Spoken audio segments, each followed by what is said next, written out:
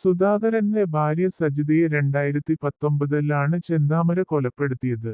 Lorry ഡ്രൈവറായിരുന്നു ചെന്താമര.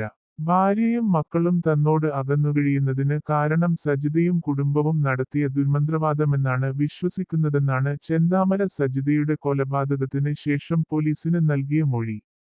കുടുംബ പ്രശ്നങ്ങൾക്ക് കാരണം മുടി നീട്ടി വളർത്തിയ ഒരു സ്ത്രീയാണെന്ന് ജ്യോതിഷി പറഞ്ഞിരുന്നുവെന്നും അതിനാൽ ആ സ്ത്രീ സജിതയാണെന്നും ചെന്താമര വിശ്വസിച്ചിരുന്നു.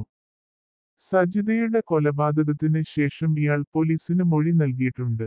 സജിതയോടുള്ള വൈരാഗ്യം വീട്ടുകാരോടും വെച്ചുപുലർത്തി. വീടിന്റെ പുറക് വശത്തുള്ള വാതിലൂടെ അകത്ത് കയറിയാണ് സജിതയെ അന്ന് വെട്ടിയത്. സജിതയെ വെട്ടിക്കൊന്ന അതേ രീതിയിലാണ് അതേ വീടിന്റെ മുന്നിലിട്ട് ഭർത്താവിനെയും ഓടിയെത്തിയ അമ്മയെയും വകവരുത്തിയത്. സുധാകരനും സജിതക്കും 2 പെൺമക്കളാണുള്ളത്. ആദ്യം അമ്മയെ നഷ്ടപ്പെട്ട ഇവർക്ക് ഇന്ന് അച്ഛനെയും അച്ഛമ്മയെയും നഷ്ടമായിരിക്കുകയാണ്. അയൽപ്പക്കത്തെ വേറെ 2 സ്ത്രീകളെയും ഇയാൾ സംശയിക്കുകയും ഭീഷണിപ്പെടുത്തുകയും ചെയ്തിരുന്നു.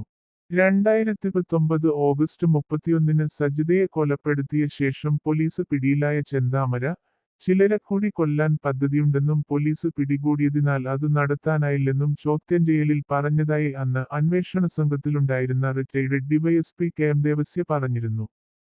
ആ കേസിൽ ഇടക്കാല ജാമ്യത്തിലിറങ്ങിയതായിരുന്നു ചെന്താമര. ജാമ്യത്തിലിറങ്ങിയ ശേഷം ഇയാൾ സുധാകരനെതിരെ വധഭീഷണി മുഴക്കിയിരുന്നു.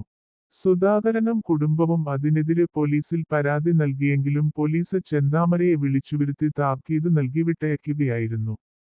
ഭാര്യ ഉൾപ്പെടെ 5 പേരെ കൊലപ്പെടുത്തിയ ശേഷം കീഴടങ്ങാനായിരുന്നു ചെന്താമരയുടെ പ്ലാൻ. സജിത, ഭർത്താവ് സുധാകരൻ, സുധാകരന്റെ അമ്മ ലക്ഷ്മി, പുഷ്പ, ചെന്താമരയുടെ ഭാര്യ എന്നിവരാണ് 5 പേർ.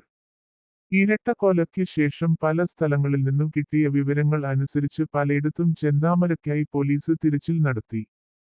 എന്നാൽ ഇയാളുടെ വീടിനടുത്തുള്ള പാടത്തു നിന്നാണ് രാത്രി കസ്റ്റഡിയിലെടുത്തത്. വിശപ്പ് സഹിക്കാനാകാതെയാണ് ഇയാൾ കാടിറങ്ങി വീട്ടിലേക്ക് വന്നതെന്നു കരുതുന്നു. കുറ്റകൃത്യത്തെപ്പറ്റി ചോദ്യം ചെയ്യലിൽ പ്രതി വെളിപ്പെടുത്തി. രാവിലെ 10ഓടെയാണ് പ്രതി ഇരട്ടക്കൊല നടത്തിയ ശേഷം ഫെൻസിംഗ് മറികടന്ന് ഇയാൾ കാട്ടിലേക്കു പോയത്. വേലി ചാടിക്കടന്നതിന്റെ ചെറിയ പരുക്കുകൾ ദേഹത്തുണ്ട്. സ്ഥലത്തെക്കുറിച്ചു പ്രതിക്കു കൃത്യമായ ധാരണ ഉണ്ടായിരുന്നു.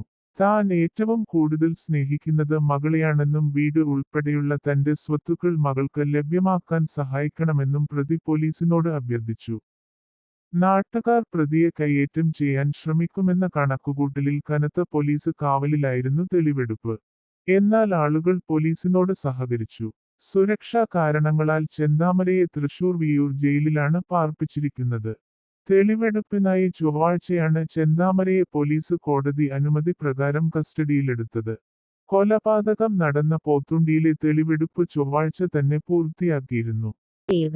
ഇതുവരെ ചാനൽ സബ്സ്ക്രൈബ് ചെയ്യാത്തവർ സബ്സ്ക്രൈബ് ചെയ്ത് താഴെ കാണുന്ന ബെൽ ഐക്കൺ എനേബിൾ ചെയ്ത് ഓൾ എന്ന ഓപ്ഷൻ നൽകുക.